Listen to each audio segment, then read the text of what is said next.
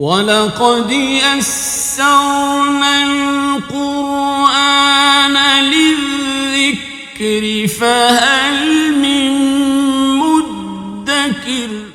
بسم اللہ الرحمن الرحیم۔ اللہم صلی وبارک علی سیدنا و حبیبنا محمد وعلی آلہ و اصحابہ اجمعین۔ گرامی قدر، سورہ بقرہ کی آیت نمبر 30 کی تفسیر کے بقیہ حصے کے ساتھ آپ کی خدمت میں حاضر ہیں۔ اس آیت مبارکہ کے پہلے حصے کے اندر ہم نے ایمان بالملائکہ، فرشتوں کے بارے میں مسلمانوں کا کیا نظریہ ہے، فرشتوں کی کتنی قسمیں ہیں، فرشتوں کی ذمہ داریاں کیا ہیں، اس حوالے سے بات کی تھی۔ آج ہم اس آیہ مبارکہ کے بقیہ تفسیر کے حوالے سے بات کریں گے۔ اللہ تعالیٰ کا ارشاد مبارک ہے وَإِذْ قَالَ رَبُّكَ لِلْمَلَائِكَةِ إِنِّي جَاعِلٌ فِي الْأَرْضِ خَلِيفَةً، اور یاد کیجئے وہ وقت جب آپ کے رب نے فرشتوں کو فرمایا کہ بے شک میں زمین کے اندر ایک نائب بنانے والا ہوں۔ لفظ خلیفہ کا معنی نائب اور جانشین ہے۔ سوال یہ ہے کہ خلیفہ کسے کہتے ہیں؟ جواب یہ ہے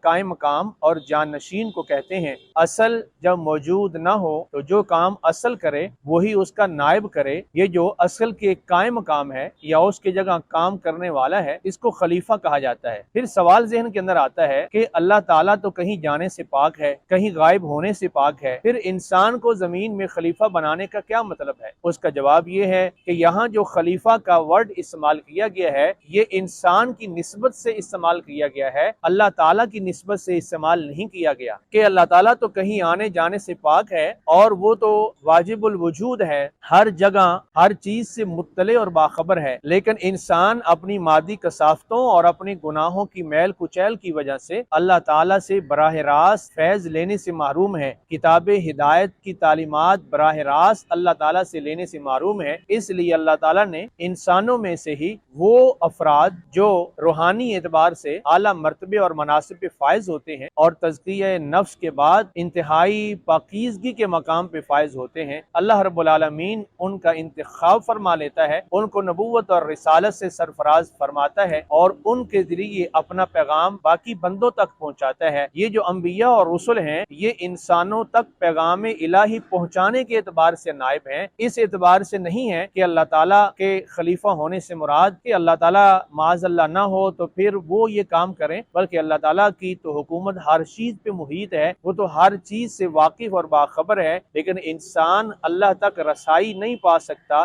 جب تک کہ پیغمبر کا واسطہ نہ ہو، جب تک کہ نبی اور رسول کا واسطہ نہ ہو، اللہ تعالیٰ سے کتاب اور حکمت کی تعلیم نہیں پا سکتا۔ اس اعتبار سے اس کو خلیفہ اور نائب کہا گیا کہ اللہ تعالیٰ کا حکم زمین پہ نافذ ہو، اللہ تعالیٰ کی تعلیمات زمین کے اوپر قائم ہو، اور اللہ رب العالمین جو چاہتا ہے اس کی منشا اور مشیت زمین کے اوپر پوری ہو۔ اس کے نفاذ اور تنفیذ کے لیے لوگوں تک اللہ کے پیغام کے ابلاغ کے لیے اللہ تعالیٰ نے انبیاء اور رسول کو اپنا خلیفہ اور جانشین مقرر کیا ہے کہ اللہ رب العالمین کا پیغام لوگوں تک پہنچائیں گے اور اللہ تعالیٰ کی دی ہوئی طاقت اور توفیق سے اللہ کا نظام نافذ کریں گے، اللہ تعالیٰ کے بندوں کو اس بات پہ آمادہ کریں گے کہ وہ ربانی تعلیمات پہ عمل پیرا ہوں اور اس کی افادیت کو بیان کریں گے، اور بشیر و نذیر کی جو صفت ہے کہ اطاعت اور بندگی پر جنت کا وعدہ اور نافرمانی پر دوزخ کا وعید ہے، انبیاء اور رسل اس کام کے لیے تشریف لائیں گے اور اللہ تعالیٰ کا پیغام اس کی مخلوق تک پہنچائیں گے۔ اس اعتبار سے انسان کو خلیفہ اور نائب کہا گیا ہے۔ اللہ تعالیٰ کا ارشاد مبارک ہے وعد اللہ الذین آمنوا منکم وعملوا الصالحات،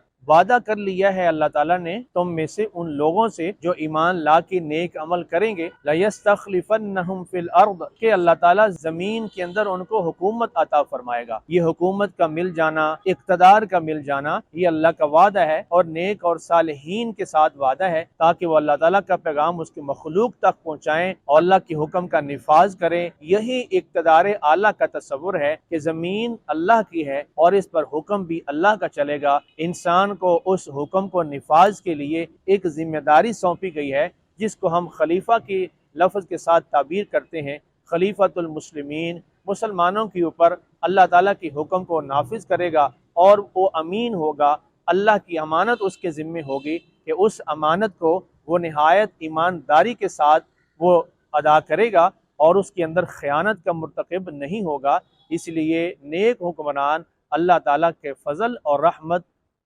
شمار کیے جاتے ہیں۔ سوال یہ ہے کہ خلیفہ کا انتخاب کیسے ہوگا اور دنیا کے اندر انبیاء اور رسل کے بعد جو لوگ ان کے جانشین بنیں گے تو وہ بھی خلیفۃ اللہ ہی ہوں گے یا کہ ان کی اور حیثیت ہوگی؟ جواب یہ ہے انبیاء اور رسل خلیفۃ اللہ فی الارض ہیں، یعنی زمین میں اللہ کے خلیفہ ہیں، اور انبیاء اور رسل کے بعد ان کے جو جانشین ہیں وہ خلیفۃ الرسول ہیں کہ اللہ کا پیغام رسول تک پہنچا اور رسول کے جانشین بن کر انہوں نے اللہ کا پیغام مخلوق تک پہنچایا اور اس کا نفاذ کیا۔ تو خلیفۃ الرسول کہا جائے گا ہر اس شخص کو جو غیر نبی ہو اور اللہ اس کو اقتدار کی دولت سے نواز دے۔ خلیفہ کا انتخاب کیسے ہوگا؟ اس کے اندر مسلمانوں کے فرقوں میں اختلاف پایا جاتا ہے۔ اہل تشیع کے نزدیک خلیفہ کے انتخاب کے لیے قرآن یا حدیث کی نص کا ہونا ضروری ہے، البتہ اہل سنت کے نزدیک قرآن حدیث کی نص اگر نہ ہو تو اہل اجتہاد اپنے اجتہاد کے ذریعے بھی